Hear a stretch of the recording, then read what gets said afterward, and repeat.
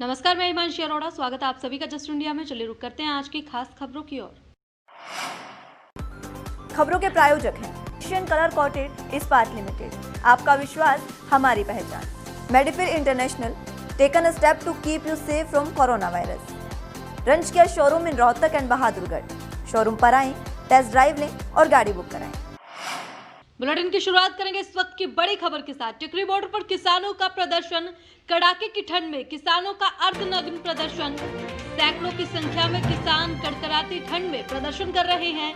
प्रदर्शन कर रहे किसानों की एक सुर में ही आवाज दिखाई दे रही है, कृषि कानूनों को रद्द करे सरकार। ये किसान कह रहे हैं। वहीं कृषि कानून वापस होने के अलावा कुछ और मंजूर नहीं करेंगे, ये किसानों ने कहा है। तो आपको बता दें कि अर्धनग्न होकर किसान इस कड़कड़ाती ठंड में प्रदर्शन कर रहे हैं। आपको बता दें कि कड़कड़ाती ठंड में शीतलहर के साथ साथ तेज बारिश वहां पर हो रही है, उसके बावजूद भी किसान जो है ये प्रदर्शन कर रहे हैं। आज आपको बता दें सरकार और किसानों के बीच बातचीत होनी है, उससे पहले किसानों का ये अर्धनग्न प्रदर्शन।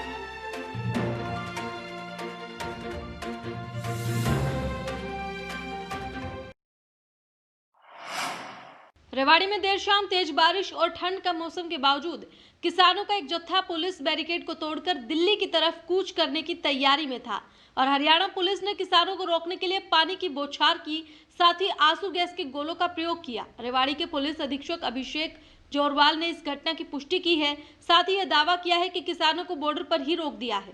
4 जनवरी को किसानों और सरकार के बीच 7वें दौर की बातचीत होने वाली है और इस मुलाकात के ठीक एक दिन पहले रेवाड़ी की यह घटना सामने आई है।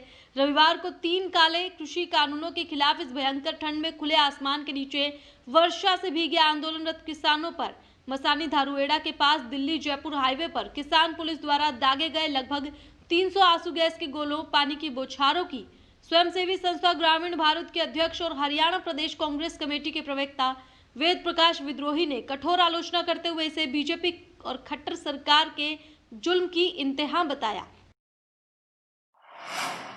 आंदोलन के बीच किसानों पर ठंड के साथ बारिश की मार भी पड़ी है। रविवार सुबह 8 बजे से ही तेज बारिश होने लगी। सड़क पर कीचड़, टपकते टेंट, गीले कंबल और भीग चुकी जलाऊ लकड़ी के बावजूद किसान डटे हैं। पहली बार 9 घंटे खड़े होकर वक्ताओं के भाषण सुने उन्होंने। इसी बीच पहली बार एक ही दिन में 4 किसानों की मौत हो गई। हरियाणा में 32 किसानों की मौत हो चुकी है। हालांकि किसान नेताओं का दावा है कि आंदोलन के चलते देश भर में 54 किसानों की जान गई है। मौसम विभाग ने अगले 2 दिन भी बारिश का अनुमान जताया है। कहीं कहीं ओले भी गिर सकते हैं। हवा की गति 25 किलोमीटर प्रति घंटा रह सकती है। वहीं आज किसान नेताओं और सरकार के बीच विज्ञान भवन में 8वें दौर की वार्ता होनी है। हरियाणा के पूर्व मुख्यमंत्री भूपेंद्र सिंह हुड्डा ने सोनीपत में प्रेस वार्ता के दौरान किसान आंदोलन को लेकर केंद्र और प्रदेश सरकार पर जमकर निशाना साधा। हुड्डा ने कहा कि किसान आंदोलन में ठंड से हो रही मौतों पर सरकार नहीं जाग रही है, उन्हें जल्द से जल्द जागना चाहिए और इन तीनों कानूनों को वापस लेना चाहिए। वहीं हुड्डा ने दुष्यंत चौटाला पर निशाना साधते हुए कहा कि दुष्यंत चौटाला ने वोट तो किसी के नाम पर लिए थे और सपोर्ट किसी और को कर दिया। हुड्डा ने कहा कि आज जो प्रदेश की स्थिति बनी हुई है, किसान इतनी सर्दी में ठिठुर रहे हैं। 4 लोगों की मौत तो आज हुई है और इससे पहले भी काफी किसानों की मौत हो चुकी है। उन्होंने कहा कि किसानों की जो मांग है वो बिल्कुल जायज मांग है और मैं सरकार से आग्रह करता हूं कि तुरंत किसानों की मांग मान ले और सरकार इस आंदोलन को खत्म करवाए। हरियाणा में बरसात ने ठंडक घोल दी है। प्रदेश में पिछले 24 घंटे में 1.1 mm बरसात हुई, जो सामान्य से 1015% अधिक है। अमूमन इस अवधि में 0.1 mm बरसात होती है। खासकर जीटी बेल्ट में बरसात की सक्रियता अधिक रही, जबकि पश्चिम हरियाणा में बरसात न के बराबर रही। मौसम वैज्ञानिकों के अनुसार 4 और 5 जनवरी को भी बरसात हो सकती है। इस दौरान कहीं कहीं ओले पड़ सकते हैं। इधर प्रदेश के अधिकांश इलाकों में रात का तापमान सामान्य से 3 से 5 डिग्री तक अधिक रहा। सबसे कम पारा भिवानी में 5.9 डिग्री आंका गया है, जबकि करनाल में 10 डिग्री। 7 जनवरी से रात का पारा 3 से 5 डिग्री तक फिर कम होने की संभावना है। पंचकुला के बरवाला रायपुर रानी एरिया में बड़ी संख्या में मुर्गियों के मरने के मामले में लोगों की चिंता बढ़ गई है। वहीं अंडे की डिमांड गिरती जा रही है। इसका असर रेट पर भी पड़ा है। आंकड़ों की माने तो मुर्गियों की मौत की खबर बाहर आने से पहले अंडे की भारी डिमांड थी। इसका रेट 5 रुपये 30 पैसे से ज़्यादा चल रहा था, लेकिन अब अंडे की डिमांड नहीं है और रेट 4 रुपये 80 पैसे आ गया है। बताया जा रहा है कि कई पोल्ट्री फार्म के आधे से ज़्यादा मुर्गियों की मौत भी हो चुकी है। इस मामले में पंचकुला प्रशासन की ओर से सैंपलों को जालंधर लैब और भोपाल लैब में भिजवाया जा रहा है। आशंका जताई जा रही है कि इतनी भारी मात्रा में मुर्गियों की मौत बर्ड फ्लू के कारण हो रही है। लैब की रिपोर्ट आने के बाद ही इस बात की पुष्टि हो सकेगी। दूसरे समुदाय का एक बच्चे का पिता सिटी थाना क्षेत्र के तहसील कैंप की रहने वाली 18 साल की लड़की को भगा कर ले गया। कार चालक आरोपी ने सोशल मीडिया पर आरिफ गुर्जर के नाम से अकाउंट बनाया है। लड़की की मां के ऑपरेशन के दौरान आरोपी लड़की से मिला था। तहसील कैंप की एक महिला ने बताया कि उनकी 18 साल की 12वीं पास बेटी और भतीजी रविवार को समोसे लेने घर से बाहर गई थी। रास्ते में हरि सिंह चौक का रहने वाला आरिफ मिला। आरिफ ने दोनों को कार में बिठा लिया। कुछ देर बाद आरिफ अपने किसी दोस्त के साथ बाइक पर आकर भतीजी को तो घर छोड़ गया, बेटी को लेकर चला गया। तभी से आरोपी का मोबाइल बंद आ रहा है। मां की शिकायत पर सिटी थाना पुलिस ने आरोपी के खिलाफ केस दर्ज किया है।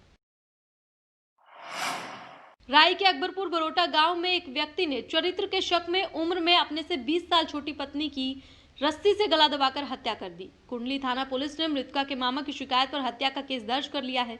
अकबरपुर बरोटा पुलिस चौकी के इंचार्ज संदीप कुमार ने बताया कि उनके पास सोमवार शाम 3 बजे सरपंच सीता देवी के पति रमेश प्रधान की कॉल आई और सूचना दी कि गांव में एक पति ने अपनी पत्नी की हत्या कर दी। पुलिस ने मौके पर पहुंचकर शव की पहचान की और शव को पोस्टमार्टम के लिए भेजा। जांच में सामने आया कि सतीश कुमार 6 महीने से पत्नी रंजना देवी और 4 साल के बेटे मयंक के साथ अकबरपुर बरोटा निवासी जयपाल धैया के क्वार्टर में किराए पर रह रहा था। रंजना की उम्र 25 साल थी। मृतका के मामा अलीपुर दिल्ली निवासी लेखराज का आरोप है कि सतीश रंजना के चरित्र पर शक करता था। उन्हें सूचना मिली कि सतीश ने रस्सी से गला घोंटकर हत्या कर दी है। सतीश हत्या कर फरार हो चुका है। सतीश की पहली पत्नी उसे छोड़कर चली गई थी। करीब 6 साल पहले उसने रंजना से शादी की थी। हरियाणवी डांसर और सिंगर सपना चौधरी का नया गाना इन दिनों सोशल मीडिया पर धमाल मचाए हुए है।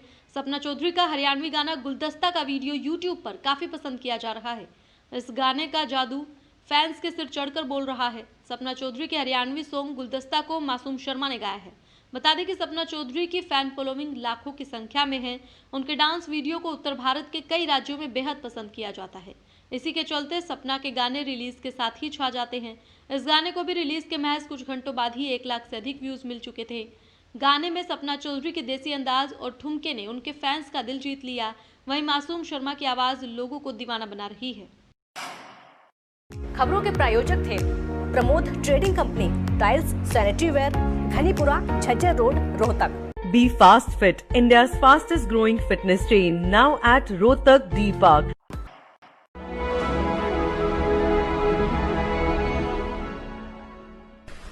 चाचा, आपने नया घर बनवाया है तो घर की छत पर कौन सी शीट लगवाई है? बेटा, मैंने अपने घर की छत पर एशियन शीट लगवाई है क्योंकि वो कभी न मिटने वाले ओरिजिनल निशान की चादरें हैं। साथ में ISI का चिन्ह, 5 साल की वारंटी के साथ साथ पैसों का सही मूल्य देने वाली वही इकलौती शीट्स हैं। क्योंकि नाम नहीं, पहचान जरूरी है। फिलहाल इस बुलेटिन में इतना ही, लेकिन बाकी की तमाम खबरों के लिए आप देखते रहें जस्ट इंडिया। नमस्कार।